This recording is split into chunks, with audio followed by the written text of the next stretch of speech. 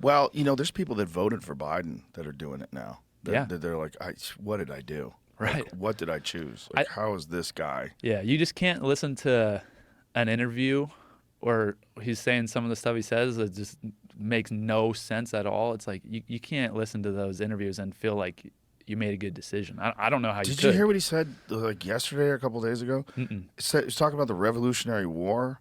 He's like, one of the reasons why we lost the Revolutionary War, one of the problems with the Revolutionary War was they didn't have enough airports. Yeah. Have you seen that? I saw that. It's like, what the Like, pull him. It's crazy. If you had any other job and you were talking like that, Yeah. they would go, hey, you're done. If you talk like that to a doctor at your medical exam to fight, they'd be like, okay, like obviously you're not fighting.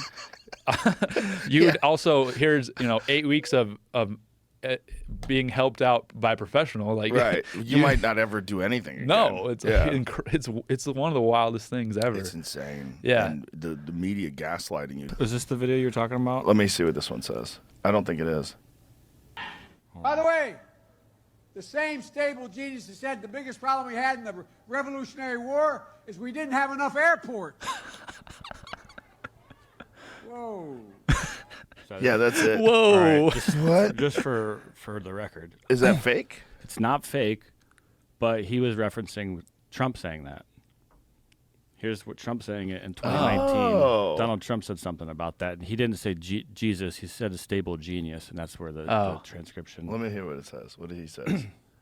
In June of 1775, the Continental Congress created a unified army out of the revolutionary forces encamped around Boston and New York, and named after the great George Washington, Commander-in-Chief. The Continental Army suffered a bitter winter of Valley Forge, found glory across the waters of the Delaware, and seized victory from Cornwallis of Yorktown. Our army manned the airport. It ran the ramparts. It took over the airports. It did everything it had to do. Oh, okay. Yeah. So he fucked up. Yeah, he did. But I feel like Took over that's the airport. you can tell too. It sounds like a little different. He's like, you can tell he like messed up his words, but yeah, he was just, I don't know. Took over the airports. Well, that's the thing funny. about media these days. It's like right. You never got to know. look into it. More ironic words have never been spoken. That was UFC fighter Bo Nickal on the Joe Rogan podcast, and this is Progressive Matters.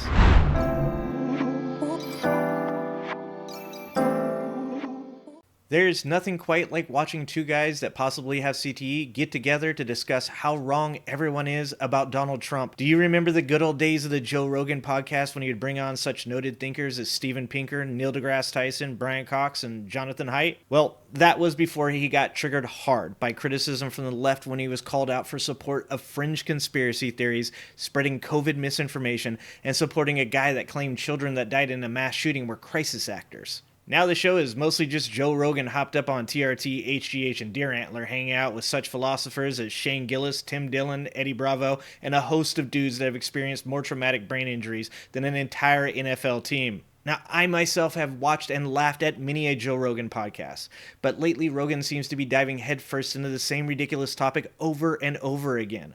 Gone are the days of talks of astrophysics, social psychology, evolutionary biology, and whether or not Ben Shapiro needs to lighten the fuck up and smoke some weed. Unfortunately, all Rogan seems to talk about anymore is how woke is ruining America. He has reverted to being the older brother everyone had that talked intensely about things like the fake moon landing, the flat earth, or the Illuminati, all while bogarting the joint. Bo Nickal, who is an up-and-coming UFC fighter, went on Rogan's podcast to talk and ended up discussing the cognitive capacity of Trump versus Biden. I mean, who better to solve the world's serious issues? I'm sure Joe and Bo could give us all in-depth explanations of the CHIPS and Science Act, the Inflation Reduction Act, or perhaps even the Bipartisan Safer Communities Act. But here's the thing, even Joe would tell you not to listen to Joe. A lot of times we're drinking or we're high, Yeah. and I say stupid shit. I get it. Again, I'm not a doctor. I'm a fucking moron. And I'm a cage fighting commentator who's a dirty stand-up comedian who just told you I'm drunk most of the time. And I do testosterone and I smoke a lot of weed.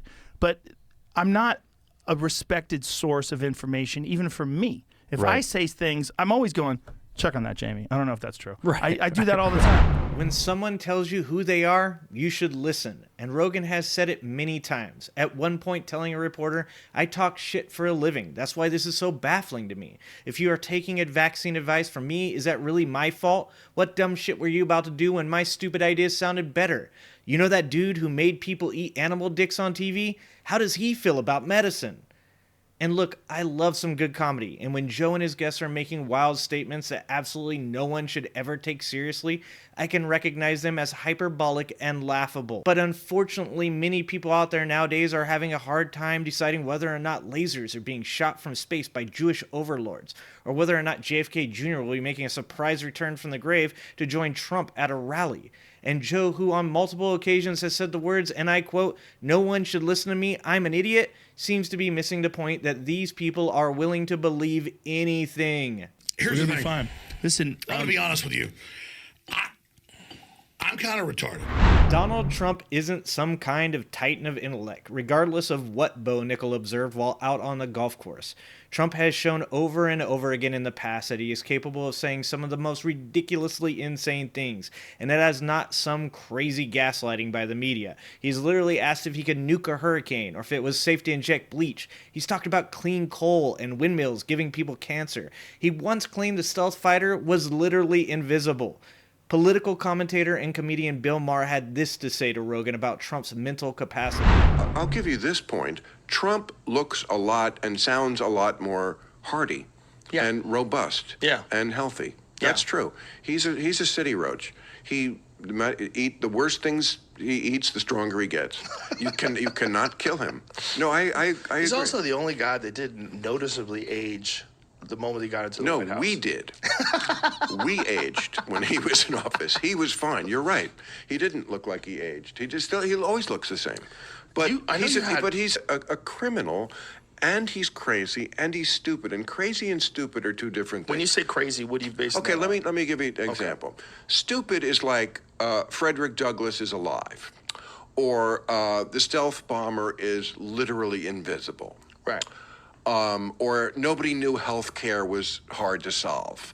That's just stupid. He's very stupid. Crazy is like, it's important that the crowd at my inauguration was the biggest ever. And I'm going to make an issue of this for the first 2 weeks of my presidency, despite photographic evidence to the contrary. Or I'm going to steal these documents I don't even know what they are, and I don't care, and I'm going to put them next to the toilet at Mar-a-Lago, and then I'm going to fight you to take them back, or not conceding the election. Those things are crazy. Or thinking I can somehow charm Kim Jong-un in Korea, although that might be stupid. Sometimes it crosses the line between both. But he's both stupid and crazy, and he's a criminal.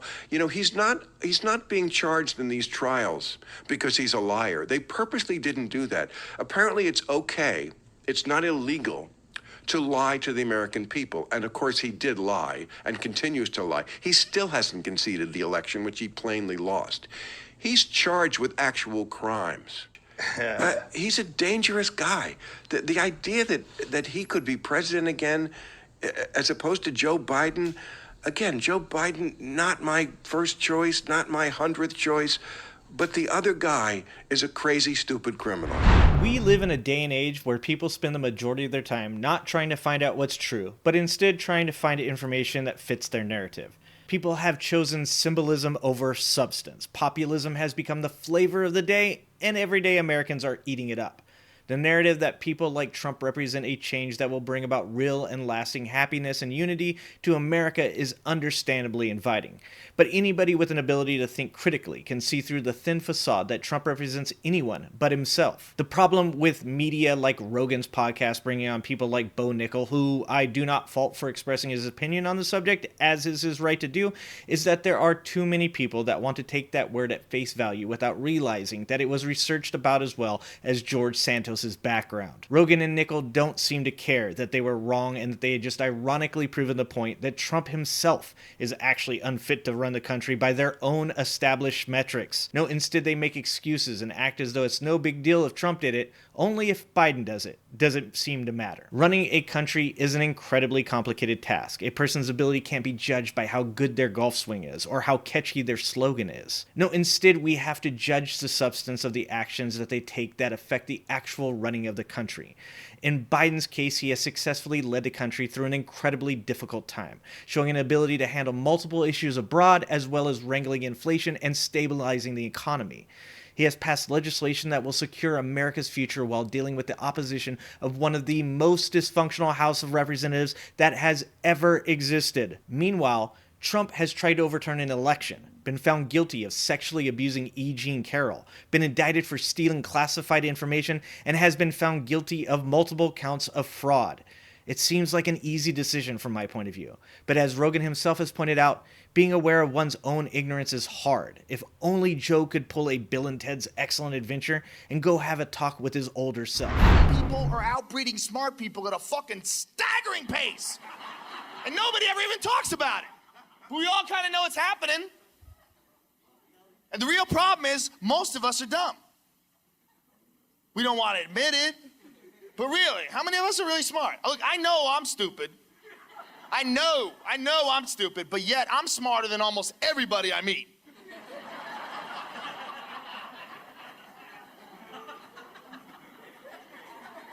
And the real problem with dumb people is they don't even know they're dumb. That's a part of being dumb, you're not aware. There should be a way to tell, like a home pregnancy test type thing. Some shit you take at home and you lick it and you go, oh, I'm a fucking idiot. Shit! The fuck is this? It's broken. Give me another one. Dudes would never believe it. Idiots would be fucking boxes stacked to the ceiling. Liar! Cocksucker! No! The real problem is most of us are idiots. We just like to think we're not idiots because we use a bunch of shit that smart people have figured out. Thank you for watching this episode of Progressive Matters. Don't forget to hit that like and subscribe button and turn on notifications. And remember, get educated and get out and vote.